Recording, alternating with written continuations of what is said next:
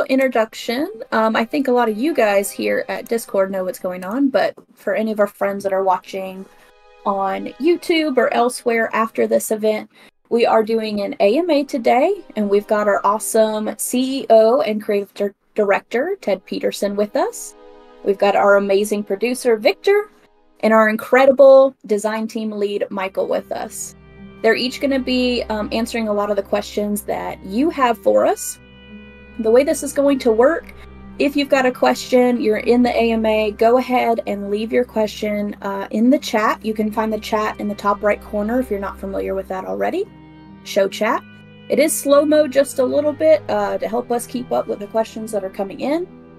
We've got myself and Bella and a few of our mods who are going to be adding your questions to a Google document. I will go in, read off your question, and one of these awesome three guys is going to answer said question. We do have a couple of requests. We do ask to, resist the urge to meme in the chat as much as possible so that we can find the questions easier. And we also want to ask that if you have questions for Ted about his previous work on the Elder Scrolls, make them Daggerfall specific, as we are a spiritual successor to Daggerfall. If you want to find out more about Ted's work on the other games, he's done tons of interviews with other YouTubers, and you're more than welcome to go check those out. There's a lot of information out there, so. All right, let's get started. Very first question we have is from SNS Clip. How are you going to modernize first-person swordplay so it doesn't feel like I'm sliding around, swinging a sword or an axe? Also, will it be slightly more tactical? For example, Kingdom Come Deliverance, you have to wait for an opening to strike instead of spamming the attack button. Great question. I guess you want to take it away, Michael, on that one? Yeah, I'll take it. So, in terms of modernizing combat, again, I agree. It has to be a level of not just feel like I'm just clicking a button and I'm seeing things happening on screen. We want combat to be a little bit more tactile in the sense of using either more of your keyboard or more of your mouse in terms of engaging the opponent, right? So that we want a little bit more, like if we call back to Daggerfall, mouse directional stuff, like we have concepts like that. Additionally, we're looking to have a bit of a resource system that is going to be used as currency during combat. So things that you can use to defend from an opponent, but also use to power specialized attacks to an opponent as well. So there's an extra level of tactician going on as well. I think we also talked about the idea of our kind of free swing, the idea of having the mouse be able to control the blade directly. We're working with that right now as well, and we want to plan to implement it for the EA. So I think all those different levels of things coming together can make a combat system that's a little bit more than just blindly spamming damage per section out, clicking the mouse, right? A little bit more movement, a little bit more thinking about what resources to use and when for defense, for offense, so on and so forth, right? So that's kind of the direction we're heading in. Yeah, and then also the like resistances and weaknesses as well will come into play there, like are you using the right weapon for this enemy, that kind of thing. So you can add a lot of strategy in there. Yeah, great question. All right, our next question. I know a lot of people ask this on our Kickstarter as well. Oh, did we lose Michael? Gone. His job here is done. He had one question. That was not the question. But on Kickstarter, a lot of people did ask, will the game be playable on Steam Deck specifically? Will the game be playable on Steam Deck? It's something we've been experimenting with. I know, I think 2 people have gotten it running on their, our current build that we have, which isn't the full thing. So it's still up in the air.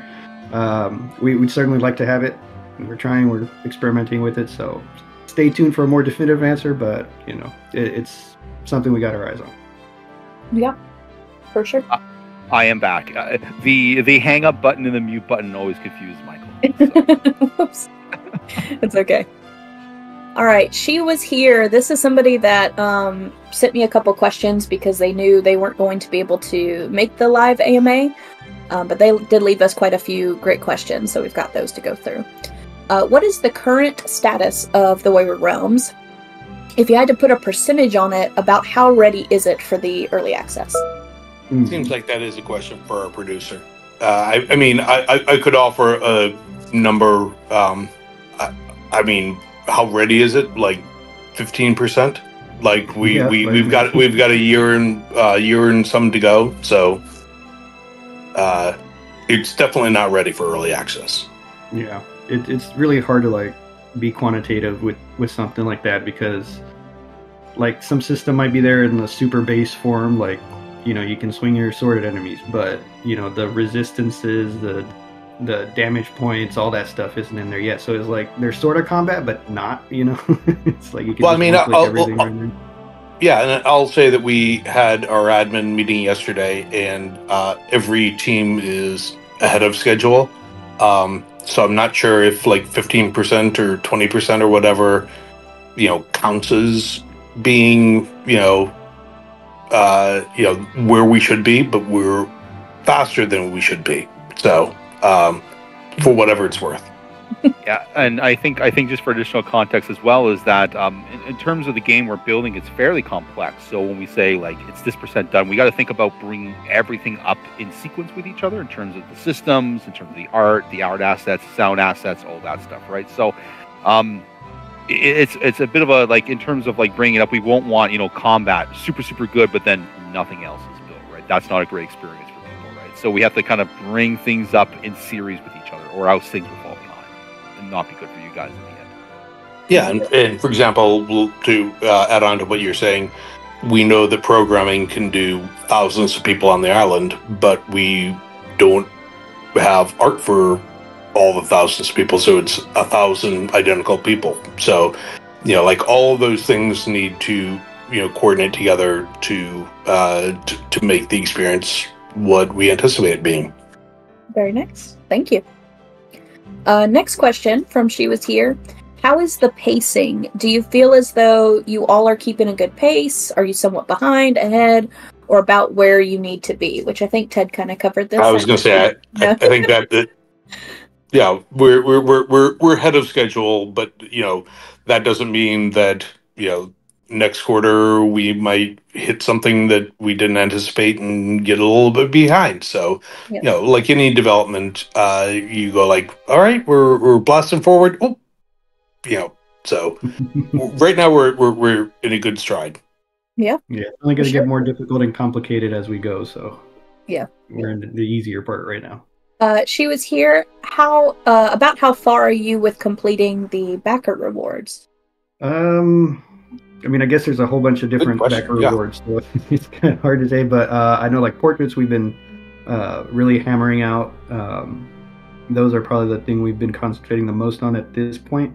And then, of course, we're going to be having like conversations with people about like their characters and artifacts and all that stuff that they'll be designing. So that's a little later on. And then there's like Ted's novel, which he's been working on, and I think there might be a question about that later on down the line, so maybe we save that for then. Yeah. But, is that a back reward? Some people purchased your physical novel. That's fair. And actually the PDF was included as one of the tiers too. Yeah, fair enough. I will say there are a lot of you who have not completed your reward surveys too, and I know that because I checked the numbers. So if you haven't completed your reward surveys, be sure to check your Kickstarter messages and go in there and complete those, because there's still a lot of them that we're waiting on too. You're making us fall behind. It would just be good to have, you know, now rather than later. Minimally, tell us what you want. Let's see. There was talk of potentially doing another fundraiser campaign. Is this still in the works? What would a second accomplishment? What would that... I'm sorry, this question's worded a little strange. I think what they intend is, what would that accomplish that the first one was not able to? Well, I think this one's really a question for you, Victoria. Yeah, I'm happy to answer this one. To put a long story short, I've investigated some European crowdfunding platforms specifically because we got quite a few messages where there were people that wanted to contribute to the first Kickstarter, but were not able to, either because their credit card or debit card or something of that nature wasn't accepted on Kickstarter. And we know that. And what we have found is that a lot of the crowdfunding platforms that I looked into were more of a charity-based thing, which is fantastic. But of course, it doesn't really fall into what we do. There's also the question of what else do you provide as a reward for people that are donating for an early access but didn't do the early donation, and therefore you don't want to give away the same rewards because you want to honor the people that got it first, essentially. So, long story short, we really don't have any plans for a second crowdfunding platform at this time. That's not to say that it's totally out of the question. We just don't have a good platform to do it on or good reward systems to put in place at this point, and therefore we don't want to offer that to the community because it's just not the highest quality that it could be, right? We have considered possibly doing like a PayPal system on our website or something like that, still for early access in the future. No immediate plans to do that, but it is a consideration. And I am actively every day working alongside one of Ted's old friends and experts in merchandise, and we are getting a merchandise store up and going for you guys. It'll still take a little bit of time, but we are really working on that. And just to let you know, this friend that she's talking about, like, she was responsible for, like, the Pip-Boy from Fallout 3. So, like, she's really good at merchandising. Which ties in really well to the next question, which is a merchandise store was discussed. When can we expect that? The best answer I can give you right now is soon. It's still probably going to take me at least a month, if not longer, to really get that up and going, but sooner rather than later, for sure. Let's see. Our next question. Brendan Hester, 3729. How are you intending to add greater logical fidelity to your dungeons? One of the things that I always found charmingly confusing about Daggerfall is how you can go into a castle or stronghold that goes on for miles and is filled with bears and tigers. I've heard a lot about your plans to take away the sameness from Daggerfall environments. How are you planning to do the same with your dungeons? I love this question. It's a great question. Yeah. I can grab this. Go for it. Yeah. Go ahead, but I can also say that, like, the Daggerfall dungeons were not supposed to be like that. So in terms of our intention for greater logical fidelity in dungeons, so I think it's a matter of breaking down your proc gen is the best way I can say it, into different layers. The idea being some layers are stable, they'll never change, and some layers you can fiddle around with. So when you regenerate locations, things change based on what's going on with the greater world. If you wipe out a faction side of a dungeon, we can set flags and variables to allow for the dungeon to be repopulated later on, right? So things like that, right? Breaking up proc gen into components, then those components can inform each other and you can inject information in them, right? So I think that's one way we can make proc gen a little more advanced for this game coming up. In terms of taking away the sameness of Daggerfall environments, it really is how broken up you want to put your puzzle pieces when you put them back together, right? My understanding is that Daggerfall was using I believe it was entire sections of dungeon, like multi-room blocks was being used for Daggerfall, right? That's where you get a lot of the sameness. But if you break your environment down to rooms, or break your environment down to, or your generation down to little components, like pieces of floor, pieces of wall, pieces of ceiling, right? If you break it down that much, then your generation, in terms of what things look like, become exponentially less sameness, because your actual, like, your components are what's building up the build out, right? So that's some of the questions that we're talking about in our design. Yeah, I'm doing the the term always escapes me. L system collapse, is that it? Wave function collapse. That's what L system. Yeah, stuff like that. Yeah, using mechanics like that. That's a big one. There's also a whole bunch of other proc gen systems that we were looking at as well. So, and seeing which one can be used in each case use and so on.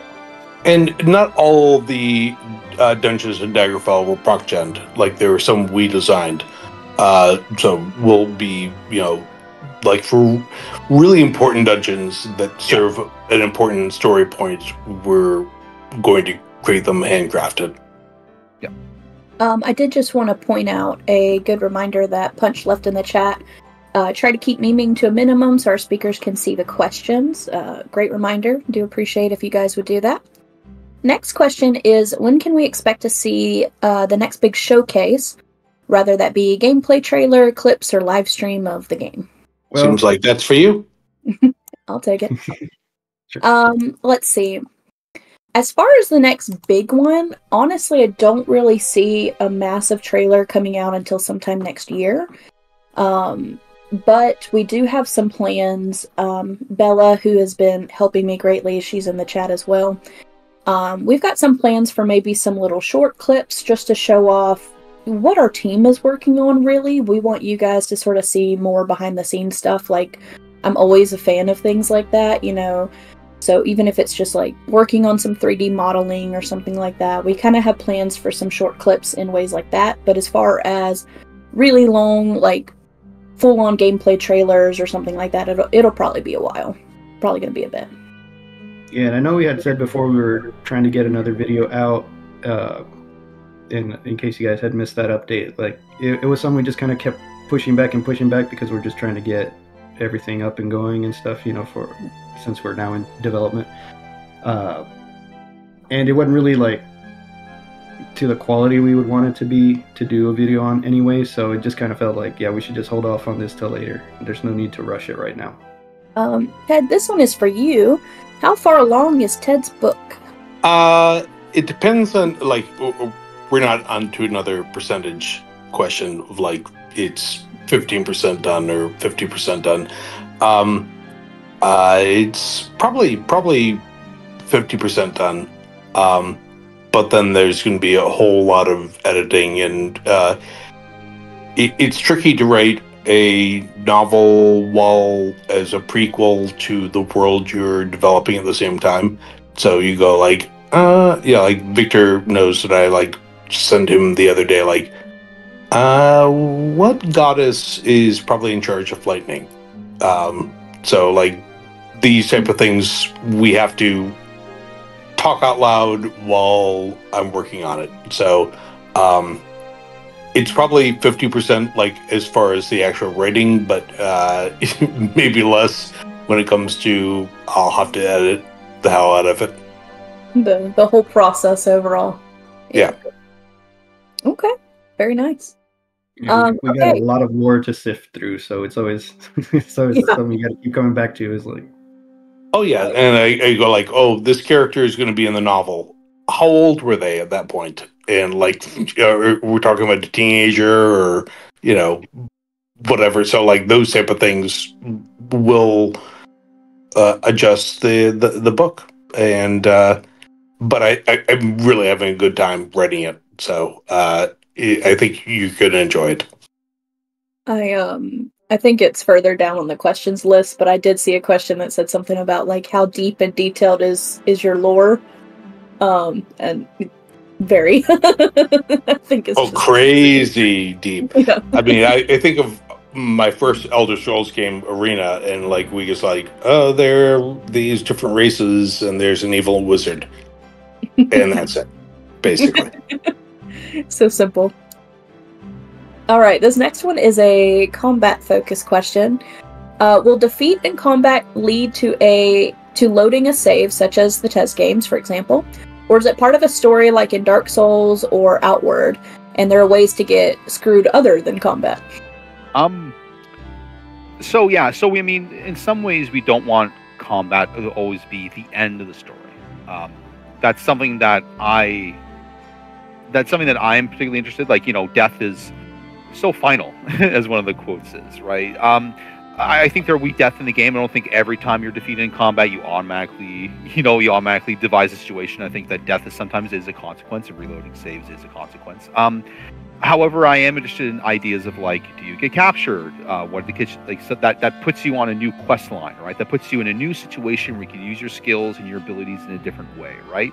I don't think we should always lean on one or the other all the time. I think there could be alternatives, but it's something that I'm definitely thinking about. Are there ways to get screwed other than combat? I don't necessarily understand that question, but we definitely have.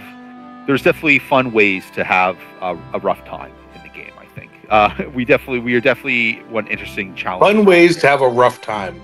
Yeah, put that on a T-shirt. Yeah, there we go.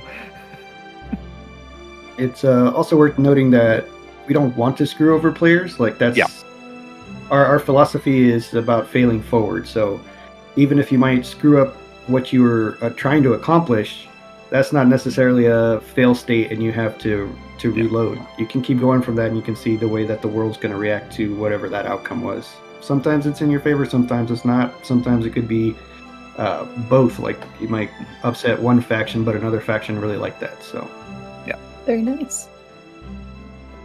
All right, next question is about class styles. So, to what extent will a bard playstyle be possible?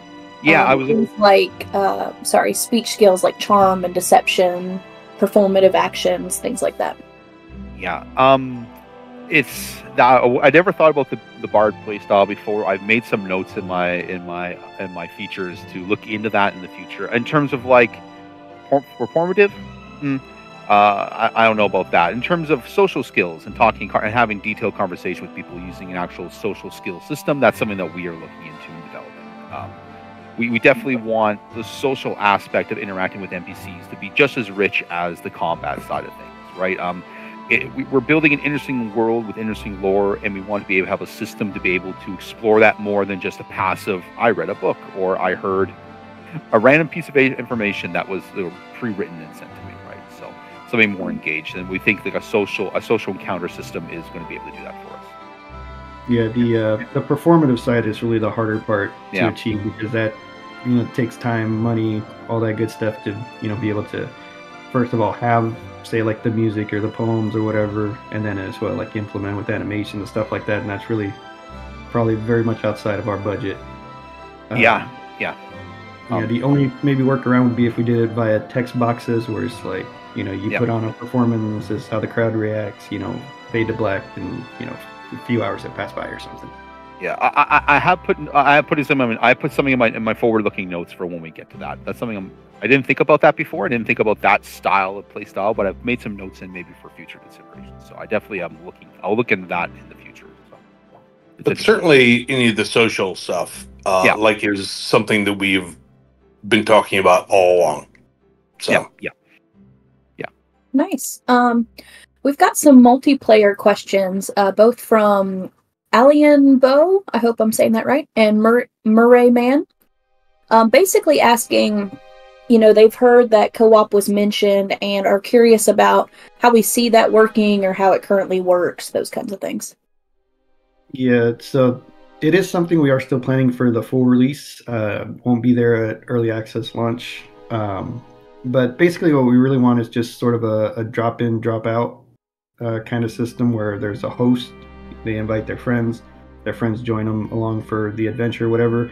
But all the information, the relationships, all that action, that's only going to be affecting the host world. It's not going to be affecting the other players joining in. And that lets us just kind of keep it nice and clean.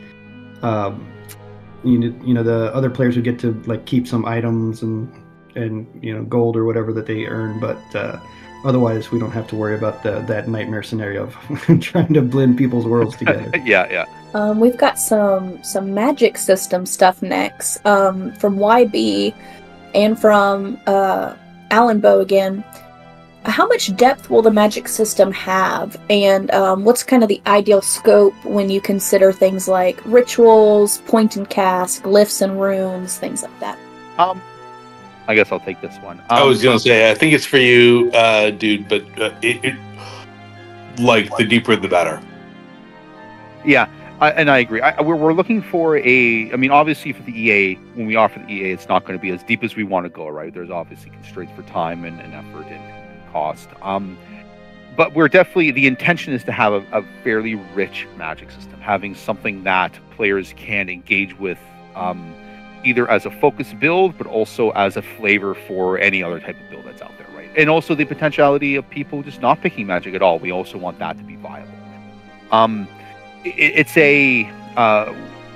We want it to be I guess with high aspirations, that we want magic to be a much more creative system and engaging project, right? I mean, Daggerfall has a spell creation system. That's something that we definitely want to carry forward.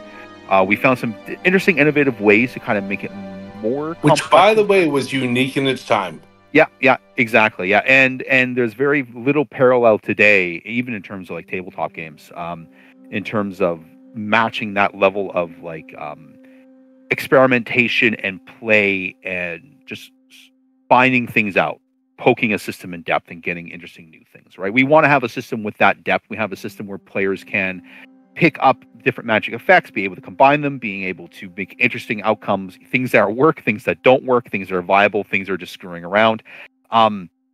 that's kind of our main aim for the magic system, right? That's our top end goal. In terms of when it comes to specific scopes, I can't really dive into deep right now. We're still scoping it out. We're still figuring out what the boundary is, mainly in terms of what's available for the AA and what's going to be available for the full game and past that, right? But the idea would be that my ideal scope would be something along the lines of, again, that very interesting magic creation system that allows for players to play, and some other type of ways to use these magic effects just as quickly and efficiently, right? Like like both a way for quickly utilizing magic and something where that deep explorative play with spell effects. That's kind of the ideal. So okay. Still on the magic system stuff, Necronut has a very fun question. In Daggerfall, it's possible for me to create spells so stupid that I can obliterate myself in hilarious fashion. Will Wayward Realms give me the irresponsible amounts of power? Yes. That is the that is the dream. I think that's a philosophy in the magic system. Like you can make a stupid spell. Like I want to have 100 damage touch. Sets my on fire. Thumbs up. Yes, do it. Please do it. It'll be great.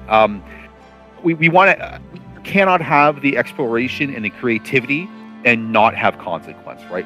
The consequence is almost in some ways the best part of that type of system, because you're just screwing around, you're just experimenting and seeing what works and what doesn't work, and having fun with the system. You can't have fun without a little bit of mistakes or failures or quote unquote irresponsible amounts of power, right? That's something that is built in with the magic system. We want people to make mistakes, both in the magic system, but also yeah. Sorry, go ahead. No, I was going to say it falls in the same category as mistakes in combat. Like we're like a good GM. Like if you do something kind of crazy, but it's interesting, then we're like, you know what? There's a team of wizards who are watching you and going like, oh, dude, don't do that. Okay. Well, we're gonna rescue you and like bring you back to health, and maybe you'll learn your lesson. And so we and then new quests are off as like, oh, this guy's a crazy wizard, and maybe people are gonna look for crazy wizard. So like we definitely want to continue the story forward after a failure. I was going to hit on the exact same thing. Like the idea of this experimentation and embracing mistakes, embracing failure is kind of built into the myth of the ideal of the entire system. Like you're allowed to make mistakes, you're allowed to experience mistakes, and then have something interesting come from it, both in the magic system, for stealth, for combat, for social, for the other systems that we have in development. Right? Like that's the kind of that magic is kind of the most plain example of it. But that philosophy kind of is a run through the entire system. Okay. Yeah. All right. We've got some melee questions. Kind of next up on the list, we've got from the Willable. Will contact hits be based on dice rolls? No. No. No. It's going to be. We kind of want to. I guess I'll make a quick aside because it will come up. But the idea is that we're kind of downplaying the randomness in the game. It's done for a couple reasons. One is that we have the engine now that we can run slightly more simulationist systems, so we can lean into that and enjoy into that. So, for example, your blade velocity and your blade vector will play into damage, right? Meaning that you're now encouraged to play around with movement, like I was talking before in combat. You're encouraged to play around with free swing or with dodging around or being interesting, right? There's now meaning to that. The second is that because we have a much more chaotic world, a world that's constantly evolving, constantly changing based on player decision choices, but also just the simulation in the background, there's no need for the randomness of dice rolls. Because in some ways, the randomness of dice rolls is really great when you have a static world, right? Everything's that chest is a level 50 chest and will always be a level 50 chest, right? And therefore, the randomness of the world becomes in how many times you need to pick it or how much resources you use, versus you don't know what that chest is going to be. Then it becomes the randomness has already been happened because it's been spawned randomly in some ways, right? The world conditions have collapsed down into the object, right? And therefore your skills can be applied better. So that's one of the other kind of philosophies around no dice rolls, is that we have a bit more of a chaotic world, a bit more random world. So the randomness has already been taken care of, so we can have more. Then we can lean into our simulation systems, and combat's just one example of that. Love that. Well, and the other tricky thing on combat is, probably on any system, is the difference between player skill versus character skill. Exactly. 100%. So, we've also got some questions on will damage depend on a body part hit or the armor that's worn, maybe? I don't know about body part hits. I don't think we're that specific. I think it might play in a little bit. We need to give me some time on that. That's something that we're toying with right now. Again, it's a question of how deep of a simulation do you have to go to get a rewarding experience for the player, right? Like but certainly armor for sure going to make a difference. Sure. Yeah, armor for sure. Yeah, armor and shielding and stuff like that, and dodging and blocking. Seeing some stuff about dodging as well. But yeah, it's something that I need to cook a little bit more in terms of mainly it's how rewarding is that going to be for body part specificality versus just players playing it, right? How deep do we down the rabbit hole do we go for that, right? Also, one more thing on the armor again, that resistances and weaknesses comes into play again there as well. Yeah. We did have somebody ask about dodge mechanics as well. Solid Sneak has asked any plans for dodge mechanics, which of course you kind of mentioned. So, yeah, I love the name, by the way, Solid Sneak. In terms of dodging mechanics, I don't necessarily means if it's like a roll out, like you just kind of like dive away from the player or something along those lines, but definitely how you're positioned, how you are moving, how you are reacting to the opponent is important in terms of how combat plays out. So, okay, we've got one about blocking as well. _RN will the game have 100% block with shield, or will it be like Skyrim where damage is reduced? It's not necessarily going to. I don't see 100% a shield as a perfect thing, right?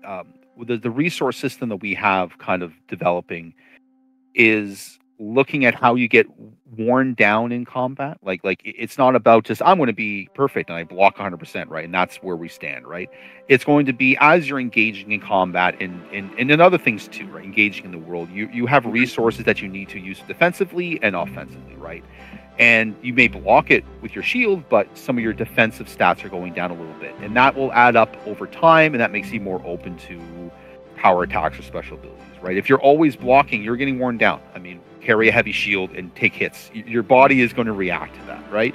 And so we're working on a system that kind of has that in mind. It is going to allow for then, if you're just wearing the shield down and down and down, you're now more open to a sneak attack or a power attack or someone plowing through you, right? Because you burned your resources just on that defense and not found a way to spend it or find other ways to mitigate that. So that's what I'm talking about in terms of more engaged systems, right? It's resource spending and resource management in the combat. Also, very much worth noting that we have both a health and a guard system. So you're not taking direct health, you're taking damage to your guard, and once that gets lowered, then you take actual health damage, and that's when it's really bad news. Yeah, that's serious. Yeah, it's not just hit points. Well, unless there's magic involved. Yeah, always. Yeah, but exactly. Like guard is one of the resources. It's your defense in some ways, but the other resources play in that too. But yeah. Once it's gone, you get hit with an axe to the chest, bare open. That's just not 5 hit points reduced. That's something else going. There's something going on. I'm looking forward to the day that I'm playing the game and my health is just draining and my guard is totally up. Yeah. Find a way. Let's see. Question from Grimorse. What are some of the overarching gameplay design ideas y'all plan to keep Melee fun, fresh, relevant as gameplay progresses?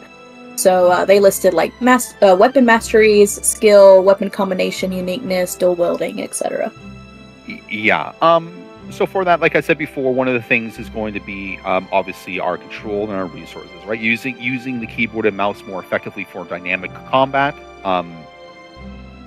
In terms of keeping it fresh, obviously we're looking into how you master weapons, abilities, like feat-like structures, familiarity with specific type of combat methods,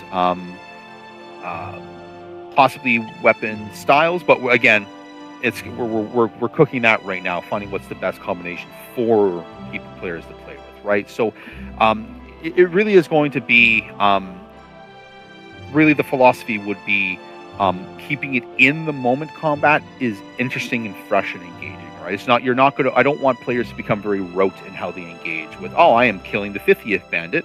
It is the exact same as the other 49, right? It becomes, you have keeping the brain working on the strategy. Okay, this person has this weapon set, this shield and this type of weapon. Okay, I got to think about it this way. I got to move around physically instead of standing there swinging. I got to think about my resources. Got to think about my special abilities. It's and the AI and personality of the person you're facing. Yep, exactly, right? Because they're not going to behave the same based on some things we have with NPCs. So I mean, I think it really much for me will be that focus on in the moment. Having a little bit more cerebral experience, right? So it just not becomes a rote experience. Just I'm going to swing until HP hits 0, and then I get X loot, right? We want to make a little more context, a little more engaged than just like that simple, very little loop. A little more engaged, if that makes sense. Okay.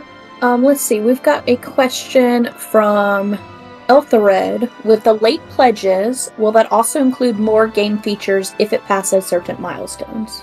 Yeah, that's one that's been asked a lot, and it's always a bit confusing. But no, those features would have been in the early access launch if we had reached that stretch goal.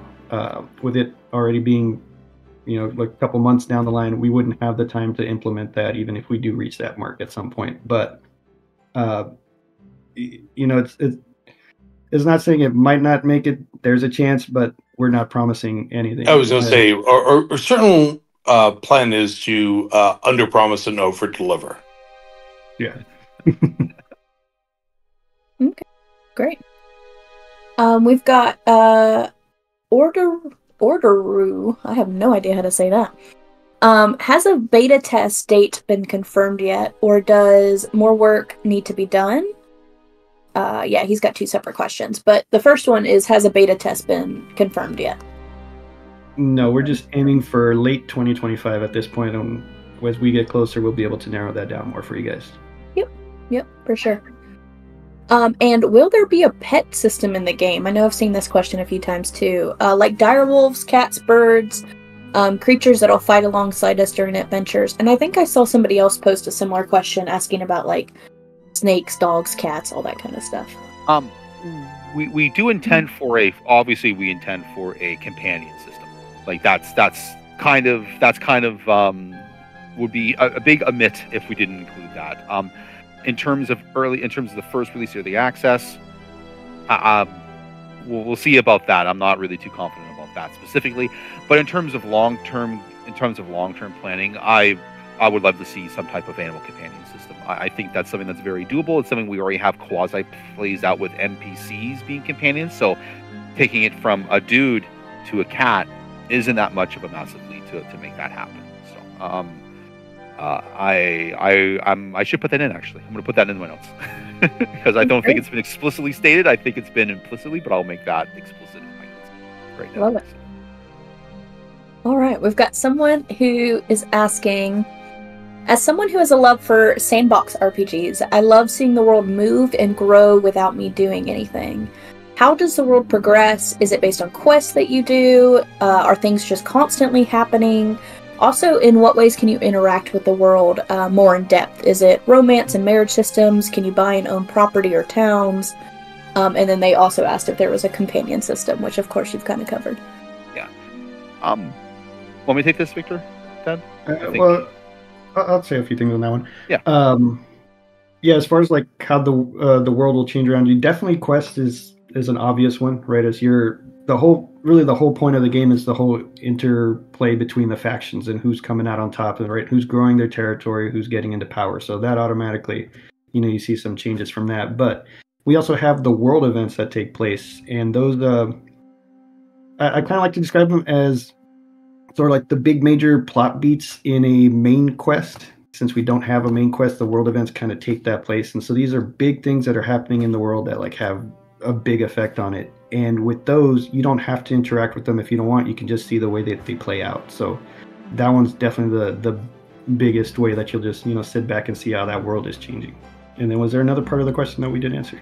They were asking just all the different ways that the world will interact, and then they did ask about the companion system, but Michael kind of already covered that. Yeah. I'm just reviewing the question one last time here. Yeah, I completely agree. Yeah, you can choose to interact or not interact. You can choose to engage quests or not. Obviously, the intention is that you're engaging in the world. you're not just standing still. You're actually doing stuff in the world. And the plan would be, as you do that, you will be impacting the world. Like even a little butterfly wing flap will eventually roll out, right? The idea that you will have some impact. It may not be major impact as to the world, how things play out in the world, but you will touch onto the world. And again, I mean, people can meta a bit and dive right into the deep part of the plot, which is exactly what we wanted to do, or step away and do something out in the far corner, not really, engage too much, right? It's up to the player. In terms of things like romance, marriage systems, that's part of NPC companions. We would hope that we have a little bit deeper engagement than just, hey, you go there. We want something a little bit more deeper than that is our hope. And in terms of owning property, I don't think we really have conversations about that in the back end, but we might. I don't remember that, Victor. But it's just the player housing. Yeah, just player housing. Okay, yeah. So. Yeah, I know we've talked to the community a bit about, like, you can't be a king or anything and own lots of land, but you have your own house or a ship that acts as your house and things like that. Yeah. Let's see, we've got a question. Are you going to have time-limited quests? Yes. Yes. Where they make sense. Yeah, right? yeah. Obviously, sorry, go ahead, Victor. As far as like making sense, if somebody's dying and they need a special herb to get better, that's obviously time limited. If somebody just wants 10 flowers, take your time. Yeah. That was a major feature of Daggerfall that we're kind of bringing back, right? So. Yeah, and I mean, again, obviously it needs to be tempered. Like, obviously it needs to be something improved. Thought out. Yeah, but also something that needs to be like thought out. Like, obviously we don't, like, not every quest will have a time limiter. Some quests will not have a time limit. Some quests will be designed in such a way that allows for the player just to use it as an excuse to explore the world, right? And eventually achieve a goal and come back and not be under the clock. Whereas other quests will be very much under the clock because with the level of urgency, right? That's something that we can modulate, thankfully, that we don't, like, we can go from 0 to a lot, depending on how intense we want to make things. So yeah. Okay, I like it. I love time-limited quests personally, so I'm very excited about that. Yeah. It's good until, like, you're under the gun. Yeah. It is, but it also forces you to, like, pick a priority, you know what I mean? And sure. And not just have your journal. I mean, even in Daggerfall, we did do a thing where we would trace, like, the right amount of time, even on slow travel, to say, like, you have to get to this dungeon, might take you a day or two in the dungeon. Like, we would mathematically figure out what the right amount of time was. But things can go wrong, and you can fail a quest because, they're looking for something in, some amount of time. I like it. Yeah, it's a good point to bring in the scale of the world, which is something that we often get asked about too. Like, why make it so big? And part of it is just like to have that real time scale, and you'll feel that pressure when you got to travel for like 3 weeks and your deadline's coming up. And it also forces players to, like, consider how they're doing things. Like, if there's no time limit, you engage with a quest much differently. Even if time is like, hey, you got to get this done in a year. Even that again, we want the players to think about how they're engaging in the world, right? What their priorities are, but also in terms of what the quests are in priority, but also what they're actually going to do with their time. Like, if I'm traveling somewhere, I can do it leisurely. I can do it much faster. I can just barrel through, right, depending on what my priorities are, right? So it kind of allows for the player to have this big world, but also engage with it on different levels based on how pressured they are, right? And what it is pressure based on what they want, because they can choose quests and not choose quests, right? So, yeah, for sure. We've got some questions from Riffrit. Will there be a substantial amount of unique items found in unique places in the world? Like what we would call in the Elder Scrolls artifacts? Yeah, I assume that this question's referring to like magical weapons, or maybe somebody's unique dagger, or a unique chess piece, something like that. Yeah, I don't think so much in unique places. Like we definitely do want some unique weaponry and armor and stuff like that you can find, but we want to sort of disperse that through our proc-gen system as opposed to, building a specific dungeon where the specific weapon is found. That's the part where Michael was saying we have that randomness element there that's going to shake things up, as opposed to knowing you can always beeline to this place and get this sword or something like that. Yeah, I do like that. It starts to make it a little bit more interesting. I guess you can find like a bajillion videos on YouTube now about where to find said item in specific game and things like that. Yeah. We've got, will NPCs drop the armor and weapons that they are visually wearing? So if I see somebody with a interesting sword, are they going to drop that item? Oh, that'd be nice. Just because you asked it, I might just say, hey, no. It comes down to Michael, you're a jerk. I know. I can be a pretty brutal game master at times. In terms of, I think we want to keep that consistency. Obviously, if you see something on a NPC or on an object, you kind of want that consistency of it existing when you look into the inventory, right? I think it's more really a question of when we spawn things in, like, is the loot table spawned with the NPC or is it spawned after the NPC dies, right? And having that consistency through. It'd be nice. I think I would want to limit that level of like inconsistency as much as possible for inventory stuff, right? So that's what I would say for that. And there is also that element of, just because you can loot, like say somebody's armor, depending on what race you are and what race the NPC is, that might not be usable for you unless you take it to a smith and get adjusted. So there is still like that sort of cost, as opposed to you just being able to, gear up immediately. Yeah. We've got a question. Will a physical copy, or perhaps a collector's edition, be available for purchase? Oh, I hope so. Should I think something we would love, but yeah, it's a... that would be really cool. I don't know if we've even talked about it because it's 2024, and we actually did for the Kickstarter a little bit. It was a idea floating around.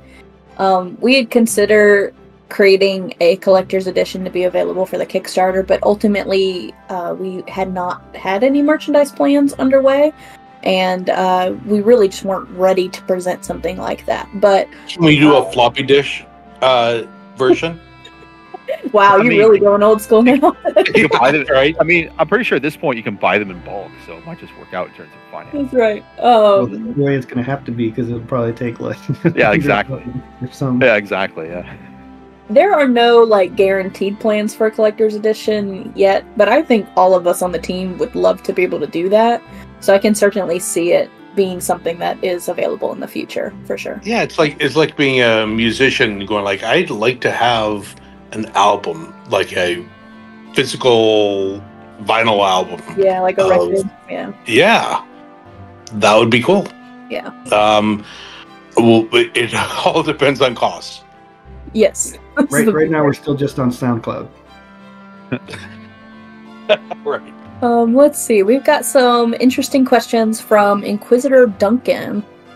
How will you handle player choice?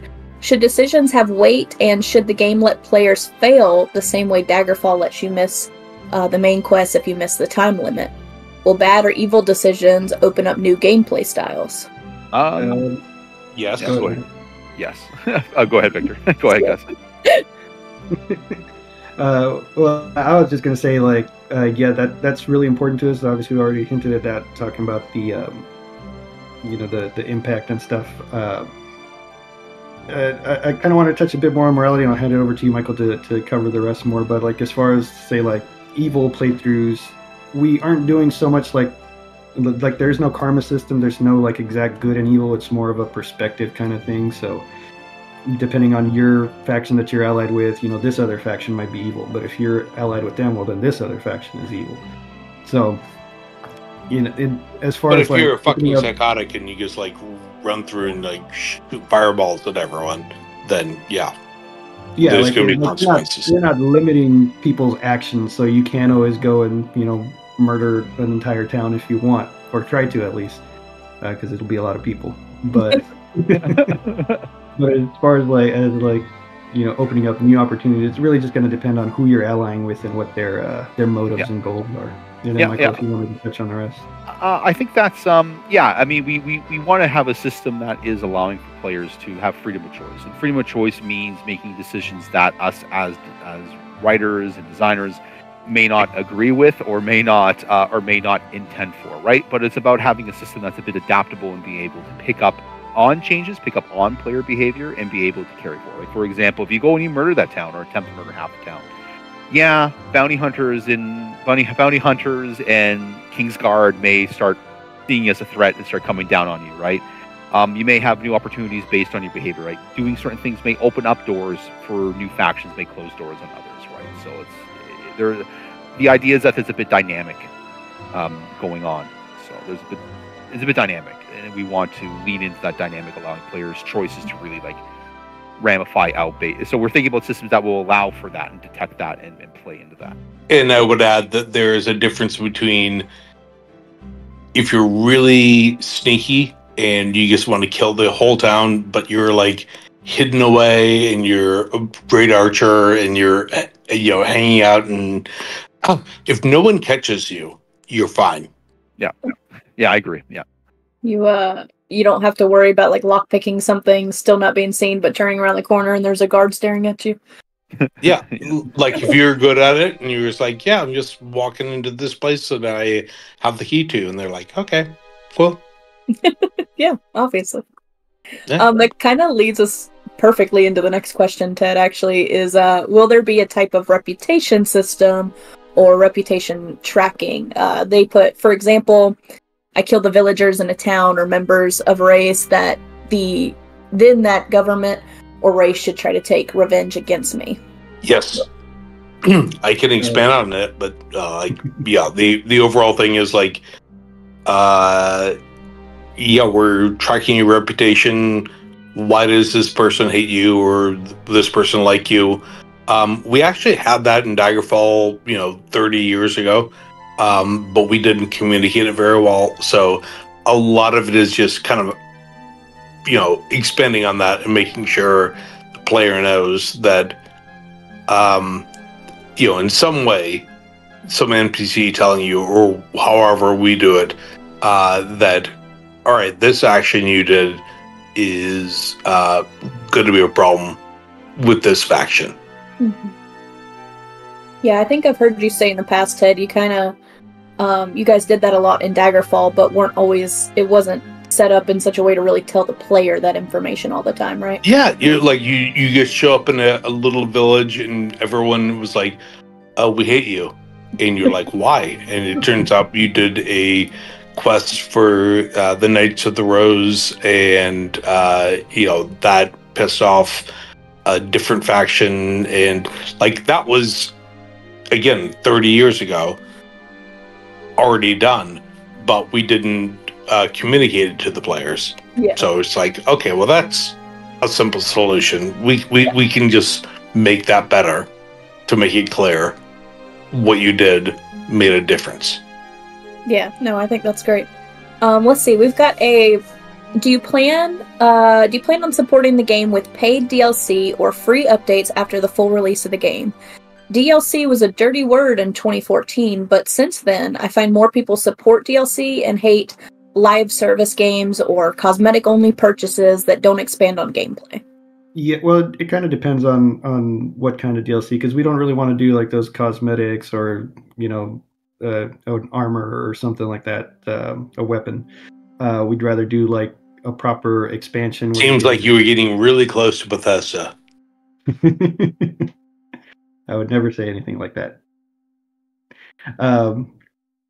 But yeah, no, like we would like to do it as like a proper expansion as opposed to like, the sort of microtransaction DLCs that you see nowadays more. As long as we got a good amount of content, good amount of story to tell in there, then we're all for it. Yeah, so instead of just like a few items being added to the game or something like that, we're talking about like a full-on, release of a new map, a new quest, and new characters and things like that, right? Yeah. Let's see, we've got some modding questions. How moddable will the game be? Do you plan on making it easy for modders to create mods? If there are mods that significantly improve systems or gameplay beyond what you originally envisioned, would you make them a part of the vanilla experience with modders' permission? I think we're anti-mod, right? We hate them. Yeah. These are jokes. Yeah. Thank you, Ted. But, yeah, we do plan to provide modding tools for the community. That won't be until like full release because we wouldn't have the capacity to do it with early access. As far as like incorporating those mods, maybe we'll have to see and obviously talk with modders and stuff. Yeah. It'll be an ongoing process, but as long as something helps improve the game, like we're all for it. Maybe even if we're just like highlighting stuff like that. I feel like a significant chunk of our current development team were modders. Decent bit, not too many, but yeah. At least, but they definitely make their feelings known. Yeah, most people have like dabbled in modding to some degree, at least. So. Yeah, and just as lead design, one of the things that as we're developing the systems, I am keeping modders in mind in the sense that I'm making a game system. Obviously, I'm also making it in such a way that it will be easy for modders to conceptually understand what we're doing, why we're doing it, so that they can make more effective mods built off. Right? We don't want to hide the engine or hide the reasons why we're doing things behind cloaks and stuff like that. We want it to be and transparent in the sense that people can easily understand why we have done things the way we have, and the variables are open for people just to grab on and build systems off of. Right? We are keeping that in mind. Modders is part of the design philosophy that they will be. Say what we want, but we all know that a lot of people are going to mod this game at some point. Like modders are going to be a big part of. There's going to be a whole community around it. As lead design, I am keeping that in mind as I'm building things out, allowing for people to actually hook into it and think it's easier. So. Being mod friendly, like we had like pillars of what we're trying to do with this game that's similar to Daggerfall, and probably the one pillar that we added that was not similar to Daggerfall is being mod friendly. So that's been the discussion the whole time. For sure. I think we actually had our lead programmer kind of go into the chat too. We'll try to release modding tools. That is basically a set of tools we use to make the systems ourselves. More on this later. So, we've got one question I think kind of ties into this. I'm not sure I fully understand this question, but maybe one of you will understand it better than I do. Have you considered creating or allowing access to a scenario creation tool and allow these scenarios in the game? Example, Super Mario Maker. I can grab that. I mean, that'll be very similar to the creation tools that we were talking about earlier. In terms of like scenario makers, I believe there'll be like quest design, stuff like that. The answer will be yes. I mean, our plan will be when we open up this thing to modders, it'll be very open to modders, right? We don't want to lock off certain corners to the game. In theory, you can poke at all of it. I don't know how well you can poke at it. Maybe there might be a special sauce that, maybe conceptual that we can get. But again, like I said, as lead design, the idea would be that as we're designing it, modders are being kept in mind in the sense that when we hand it to the community, there'll be enough there for people to actually carry it forward in whatever direction they want to take it. So, yeah.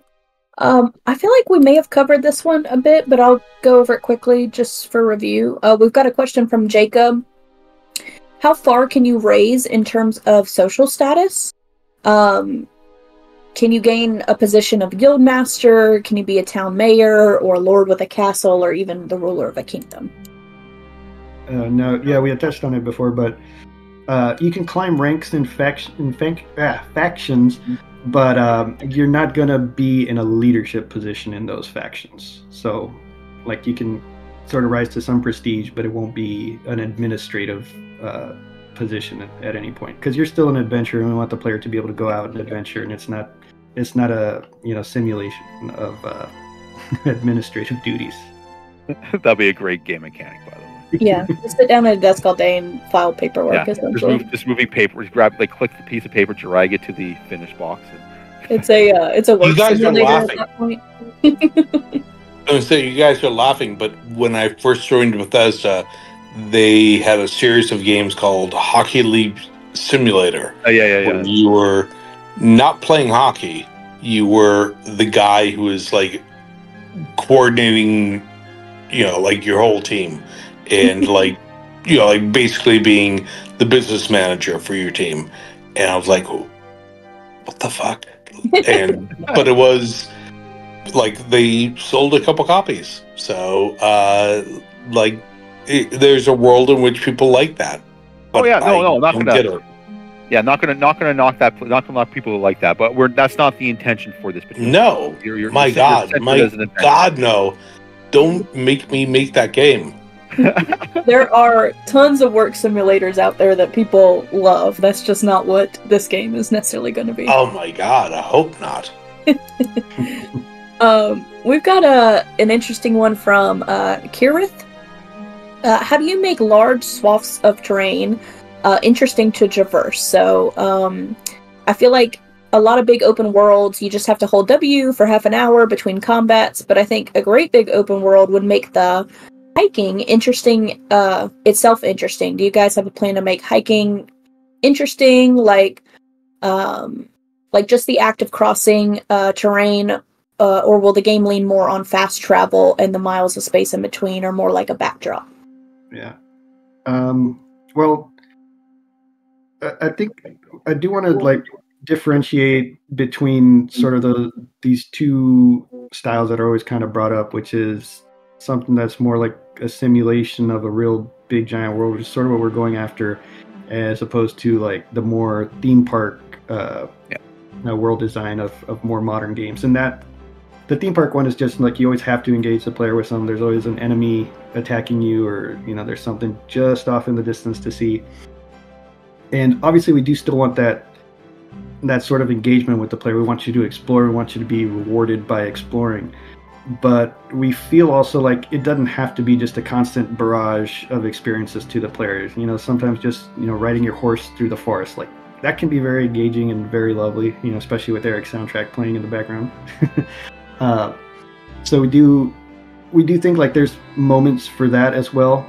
But then also with our proc-gen systems, we can drop points of interest here and there for the player to interact with. Not to mention things like you see nowadays a lot, like random encounters that players run into. Obviously, there's some great Daggerfall Unity mods like that you can run into, like traveling merchants and things like that. So it's all things we have planned, and that can be both in the fast travel system that you come across. Your travel will get interrupted, and you come across one of these encounters, or you're just out there in the world and they spawn in and head towards you. Yeah, very nice. Nicholas, you want to expand on any of that? No, you kind of nailed it on the head, right? It's about, there's this big space in how we fill it, right? And we definitely don't want to lean into it being just a theme park where like the next attraction is just within line of sight, right? We want to also have you don't get a sense of a massive world without having a massive world, right? There has to be empty to appreciate the fill, right? Like you cannot really appreciate the places you're going, which are going to be complex, and we're going to have a lot of interesting dungeons and NPCs to talk to, without having breathing space in between, right? We're working on a fast traveling system that allows us allows you to use it to travel the world as you see fit. Like you just don't go to point of interest. You can actually just drop in the middle of nowhere and just take in the scenery, or just manually walk it yourself, or a little bit of a blend in between, right? We want to have we want to be able to have that breathing room, literal breathing room between places that, one, you can just travel and explore and experience, just a nice little walking simulator, which would be nice. And it also, because it won't emphasize the actual places you hit, right? And also, it also gives us lots of space to have encounters in, like Victor was talking about. So having random encounters appear, both combat, non-combat, scale-related. I mean, there's more than just attacking people in the woods. We can have other experiences as well, right? And you can't get that without having that open space to be able to pull that off. Yeah, and we're certainly not knocking those theme park style worlds. Like, there's definitely, they're very popular, right? But with that, there's a lot of games do that already. We want to do something different. We want to have that more of a simulated, massive world. Why aren't we knocking them? I own like multiple copies of some of them, Ted, so I can't really knock them. I'd be a bit of a hypocrite. That's right. Okay. Fair. Bought it multiple times. We've got a question from Plexel, I think is how you pronounce that one. But how will killing NPCs work? And I think specifically the question is more along like, can you kill anyone? And if you kill an essential NPC, is there some sort of alternative route that happens, or what kind of failsafe is there? I don't think we have any essential NPCs. I'm going to say, for how does killing NPCs work, you just hit them on the head with a big stick until they fall. Right. Yeah. You stick them with the pointy end. But to the crux of the question, yes. The idea, like Ted was said, there is no essential NPC. You're not gonna, even if you do kill someone who's important, you're not gonna go pop up saying, "Oh, you screwed up your own timeline. Good job," right? The idea of our quest system is to allow for players to, again, make mistakes, explore. Right? If you kill the king, you can be dead, and then interesting things will start happening, and that'll be very engaging, right? You could, in theory, perform a quest and return, and the quest would have failed because the person you're returning it to. Well, the king has errors at the beginning of the game. Yeah. So exactly. No, but I'm saying, like, the killing of the king means cool things start to happen because now the king's dead, and suddenly you have this whole political turmoil that you just set off with a blade, right? But the idea would be that the questing system will be designed in such a way that it will allow for fault tolerance, in the sense that things can happen, fails can happen. I mean, that would be amazingly, like, you really have to cheat the system to be an early, game player and kill the king. No, I know. I'm sure there's going to be like speedrun, kill king. Oh yeah, speedrun. Yeah. I know. What percent of the game? Kill king. That's the percent of the game. Sure. For sure. But again, forward to the future, somebody just took Ted's clip of that and then has their video of speedrunning that. Going for it. But the idea would be that there are no essential NPCs. If an NPC dies related to a quest, in theory, the intention of design is that either another person can pick up, like, oh, you don't hand it into this guy, you hand it into his wife, the reward or whatever, right? Simple things like that, to things where the person dying is impetus or a momentum to start something new, interesting in the storyline. Right? Again, there is no failure. There is failing forward. There's consequences, not fail states. Could be one way of saying it. Yeah, I actually wanted to comment on that because Inquisitor Duncan was saying in the chat, very happy that the game will let you fail. Good move, dev team. And it's funny because, like, I've gotten after both designers and writers before for using the word fail or fail states. And it's like, we don't have fail states. We've got, consequences, and that's it, right? It's like, in real life, if I was taking my money to go deposit in the bank and I got robbed along the way, I didn't fail taking my money to the bank. Something else happened. Now I got to deal with that, and that's kind of the philosophy that we're approaching things with. Well, this kind of ties into the killing NPCs question too, but is a little bit more interesting in the fact of, will it be possible to eradicate an entire city or region and replace the population with goblins? Clearly the best race. I mean, well, first of all, you're not wrong about goblins. Yeah, exactly, right? Yeah, exactly. In theory, no. In reality, good luck. Again, because it's interesting. I mean, that's an interesting goal because there's, I don't think it will be violated in terms of what we're designing. It'll just be incredibly hard because there's going to be a lot, like, when you create that void of entire cities, there's a lot of, like, factions that become involved with that. You touch a lot of factions when you exterminate a city that now don't like you and want to mess with your plans, and two, once you have a void, you want to fill it, right? So hopefully the game will be designed in such a way that we'll want to fill that void up. But we definitely have ideas of how things get refilled, they're repopulated, right? That's part of, like, dungeon design, for example. Like, if you clear a dungeon, there is design in place to let it be repopulated. We extend that out, right? I don't know if you get your perfect goblin super state. We'll see how that works out, but in theory, I want to see you try, is what I'll say. Gitnamo does kind of point on that in the chat, where keep in mind you're fighting cities that are fully populated, so you're not fighting like 100, you're fighting thousands or tens of thousands in that way too. Yeah. Which and they'll also run away as well, right? If they're not a fighter, they're not just going to hang around for you to stab them. They'll be running for it. Yeah. This is a fun one. What kind of inspiration has there been for the Wayward Realms? What other media, games, movies, books are you guys drawn on for inspiration? I guess we just want to go like down the line for each of us and list some of the inspirations? Sure. Well, I guess for me, as far as like the narrative side, definitely, all the big fantasy properties, Lord of the Rings, Wheel of Time, my favorite Robert E. Howard's Conan stories.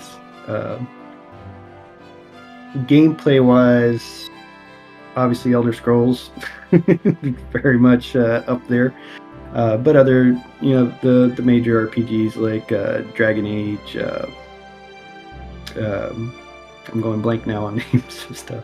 Outward, which was mentioned earlier, is actually one that I liked a lot as well. Definitely like some of the stuff that they were doing. And it's kind of just like that, like what can we take that's outside of the box that these games are doing, as opposed to like all the mainstream stuff that we see in every game. Michael, you want to go ahead? Yeah, I guess I'll pick up. I'll pick up more on like the mechanical level. Obviously, all that stuff as well.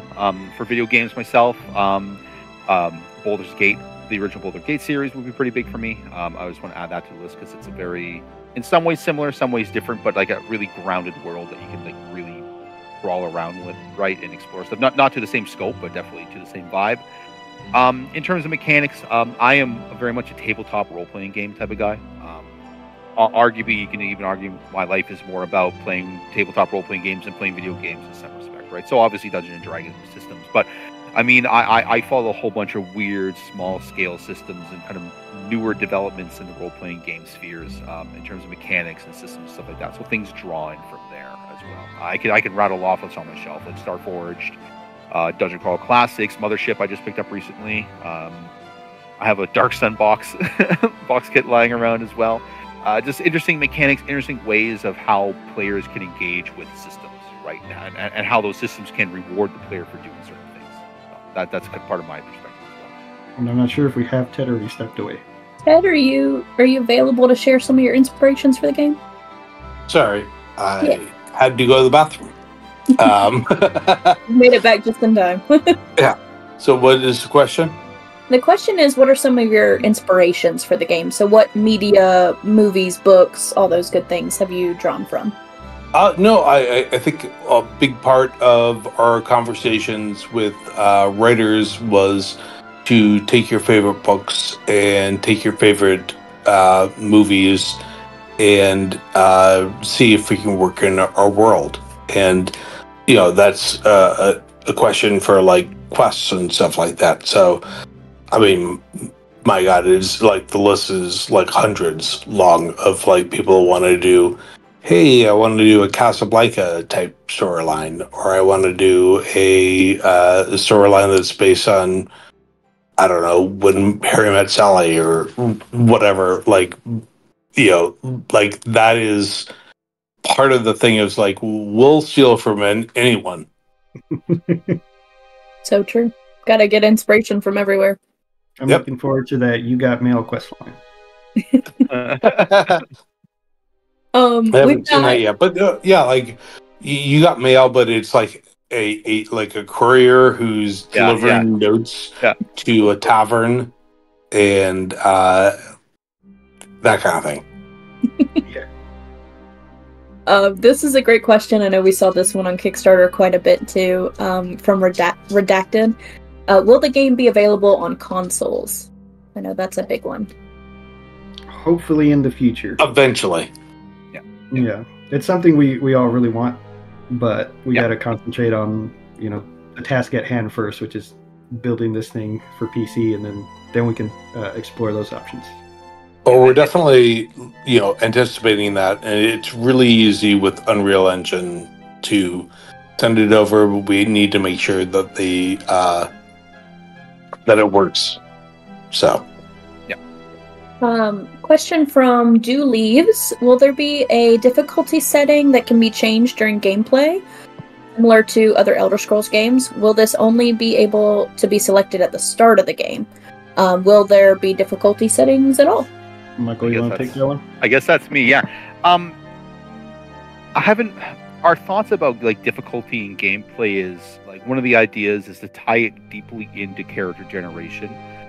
In the sense that for Daggerfall, for example, you had like your advantages, disadvantages, taking that and cranking that up to 11. In the sense, like for example, again, this is being played with. This isn't like a promise, right? Let's make that clear. But for example, tying in things like hardcore mode into the character gen. So as you're generating your character, you say, I want this to be hardcore mode. If I die, I die, and that gives you more resources or more points throughout the rest of the character gen, right? You can take on harder things, and the idea would be tying difficulty in more contextually to your character generation, to the world that you're entering, making and then giving rewards to it, right? Because if you make it harder, you should then have more points to then make your character more strong, right? Like just a bit of that do-off. So that's one way we've been thinking about it in terms of like just the difficulty slider. It definitely has come up. It's not hard to implement, but we were thinking something a little more deeper, built into character gen as being the kind of like the go-to, like the main thrust of how we think about difficulty, and having more, like for example, hardcore mode's example, but other examples like that, other things you can think about, like contextual difficulty being built in as a feature, not necessarily just a slide bar or setting you can turn on, turn off. Yeah, I will say I really liked what Starfield did recently, where they added in a whole bunch of like different options you could have, like merchants have more gold or stuff like that, and you could tweak that higher or lower, and then you would get XP increases or decreases depending on what that was and how far you set it. Oh, shout out to Starfield. There we go. I was thinking about something like that too, having it more contextual difficulty, right? Like more than just making it more difficult or more easy. Like how your hit points, enemy hit points, like you say, a resource availability, right? Like, you know, things like that, being it more of the number of enemies, right? You can, if you have a lot of like really easy enemies, that could be just as hard as one really tough enemy, right? So balancing stuff like that, right? So I like the idea. Actually should look into that. I didn't realize they did that there, Victor. I'll look into that actually. That's good to know. Yeah, very nice. We've got like 2 more feature questions I'd like to try to get through, and then we've got just one fun one that maybe we'll end off on. But one of the feature questions is from Todd. Any news on cooking or alchemy? Anything we can say about those? From Todd? Yeah, Inquisitor Todd. He's in our chat all the time. just wanted to check. No, wrong Todd. Any updates on alchemy or cooking? Alchemy, definitely not, since that's not going to be an early access thing. That's going to come in a little later. So we haven't really fleshed out the system much. Similar thing for cooking, but we do like plan for the food to be able to have different advantages for you, like, you know, the stamina replenishes more quickly, or your health, because again, different bar from like the health and guard. When you take actual health damage, that's a big deal. So something like just eating well, that is going to help that regenerate faster. Yeah, we definitely want to be more than just like, oh, I am wounded, I eat 50 pieces of chicken and I'm feeling great, right? Like something a little bit more like Victor was saying, more leaned in towards if you're engaging in that behavior, you're getting little buffs that build up over time. If you're not engaged in that behavior, you don't care about food, you just don't even have it, or just have the minimum engagement with it, that's totally fine, right? You can focus in other places. Kyle, one of our other producers, says going to add food coma debuff for maximum realism, which I like. There we go, yeah. That's the Thanksgiving edition. Yeah, there we go. Yeah, if you eat turkey. That's right. Yeah, specifically turkey, yeah, exactly. When it comes to skills, will there be some sort of skill tree besides points to put into like archery, sorcery, attributes, those kinds of things? Yeah, I think that's me, Victor. So for where's that question? Right there. Yeah, so no skill tree. The idea is that it's the basic idea is like we want players to get rewards for engaging with the world in different ways, right? So the idea is that you're going to be leveling your skills as you engage in the world. That's your main way of growing as a character, is via skills. And in terms of like I don't know how much really to say about it, but the idea would be like as you're engaged in specific types. So, for example, lock picking. If you're picking certain types of locks, your proficiency in certain aspects become better, right? We want it really grounded in the sense that as you're doing specific things, engaging these skills in specific ways against specific things, you are growing specifically, right? That's kind of the main way we want that to go. So it's not going to be less of a conscious or like master plan setup. Like I'm going to sit back, look at my character's growth for the next 50 levels and perfectly plan it out, if that makes sense.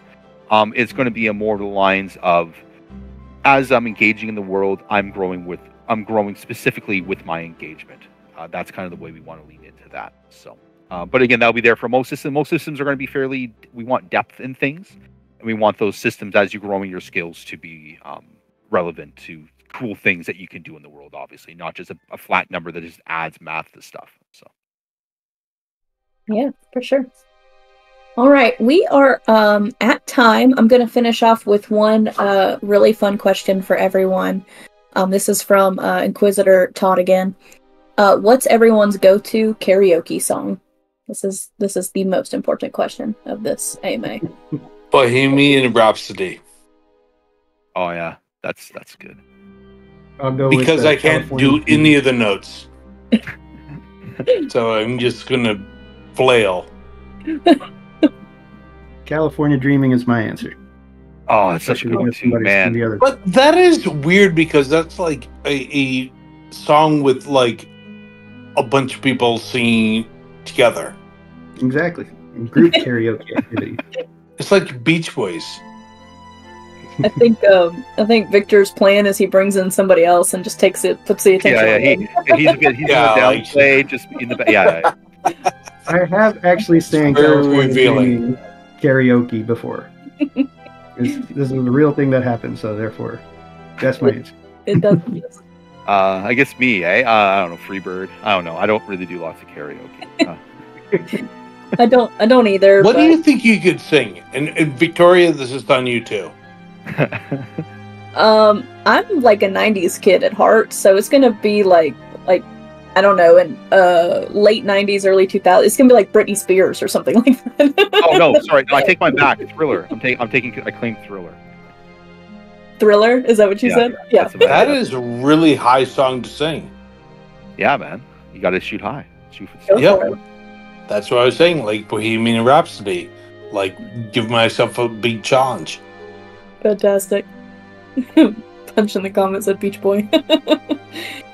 All right, you guys, we are ending it here. If you were not able to watch the live stream or you didn't watch as much of it as you really wanted to, anything like that, we are going to be posting this on our YouTube channel. I'll be sure to share that as soon as it's live. I've got to get the recording first. It'll probably go out sometime tomorrow, most likely. And then we'll probably be sharing some short clips of it and everything, just as a part of our content throughout the next month or so. We do appreciate you guys being here. I'm sorry we didn't get through all the questions. There were so many, but we do appreciate you guys being here and asking so many questions and just being on this journey with us. We really appreciate that. Yeah. Also, hang around, ask questions in the Wayward Realms channel here on Discord. We're always in there answering stuff, so yep, you can still get an answer. Yep, for sure. All right. Hey, any final buys before we end? Quick shout out to our mods for getting all the questions and stuff on the sheet. That's always incredibly helpful. Yeah. You guys rock. Yes, absolutely. Special thanks to Bella and Crab for you guys really helping to organize some of these questions as well. Made my life a little bit easier for sure. Thank you. And our mods do an amazing job of keeping the Nazi level to a low. Yeah, that's right. All right.